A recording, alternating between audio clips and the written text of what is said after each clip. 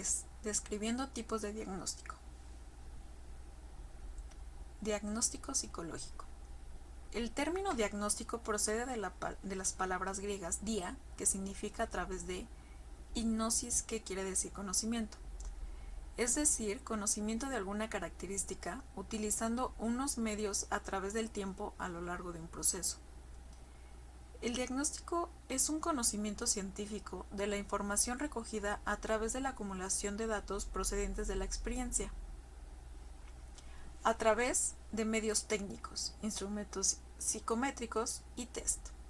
Implica una labor de síntesis de toda la información recogida y una cierta competencia o dominio técnico del orientador. Tipos de diagnóstico. Diagnóstico intuitivo. Conocido como diagnóstico directo, es esencial la existencia de la experiencia y una elevada capacidad de asociación rápida entre el cuadro del paciente y lo que se tiene en la memoria. Ejemplo: el profesional se basa en su intuición y conocimiento previo para identificar patrones y características que indiquen un problema o trastorno en el paciente. Diagnóstico diferencial. Diferencial o por comparación es aquel en el que se identifican las diferencias o similitudes entre los síntomas que tiene el paciente y sus representaciones mentales.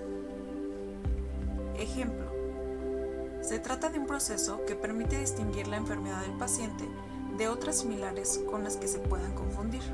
Diagnóstico inductivo. A partir de manifestaciones particulares, síntomas y signos, se elabora un juicio generalizador de la enfermedad del paciente. Existe deducción en el diagnóstico, porque a partir del conocimiento general acerca de las enfermedades, se arriba al conocimiento de una afección particular en un individuo concreto. Ejemplo: el método clínico no es puramente inductivo, sino inductivo-deductivo, en interacción dialéctica. En el razonamiento diagnóstico se pasa de lo concreto, el paciente, a lo abstracto, las enfermedades a considerar, para regresar de nuevo a lo concreto pensado, la enfermedad del paciente. Otro ejemplo: los profesionales médicos y científicos de la medicina pudieron desentrañar al VIH-Sida, entidad novedosa que nunca habían constatado previamente, al ser un método inductivo-deductivo. Diagnóstico hipotético. Conocido como diagnóstico terapéutico, no es otra cosa que intentar confirmar el diagnóstico presuntivo, mediante la respuesta a un tratamiento indicado dada la imposibilidad de lograr la confirmación por otros medios. Ejemplo: en realidad, en la práctica, muchos diagnósticos son asumidos en calidad de hipótesis y, como tal, manejados terapéuticamente: gripe, migraña, gastroenteritis aguda, a veces tuberculosis pulmonar.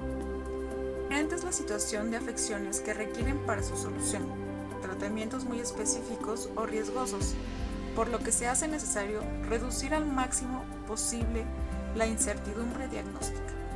Reporte psicológico.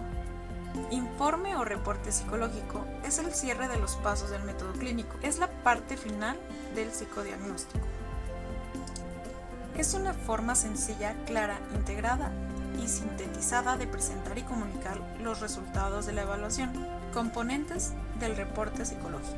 En la primera página se colocan los siguientes datos: tipo de informe, datos personales del consultante como nombre, sexo, edad, estudios y ocupación, nombre y número de colegiado del terapeuta, datos del centro, fechas de inicio y fin de la evaluación o el tratamiento.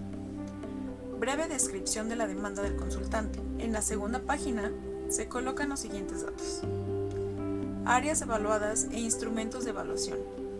Este párrafo debe incluir en qué consistió la evaluación llevada a cabo por el terapeuta, nombrar qué información se trató de recabar con la entrevista, origen del problema, síntomas, consecuencias que lo mantienen, etc. Incluir test, autorregistros y otras pruebas aplicadas. Los resultados obtenidos y conclusión, si es pertinente, se pueden añadir al final del párrafo el diagnóstico según el DSM-4TR, así como los objetivos de tratamiento acordados con el consultante, las propuestas de intervención para la consecución de los objetivos. objetivos, en líneas generales, sin necesidad de detallar todas las posibles técnicas a emplear. Y en caso de tratarse de un informe final de tratamiento, añadir los objetivos totales y parcialmente alcanzados y posibles recomendaciones.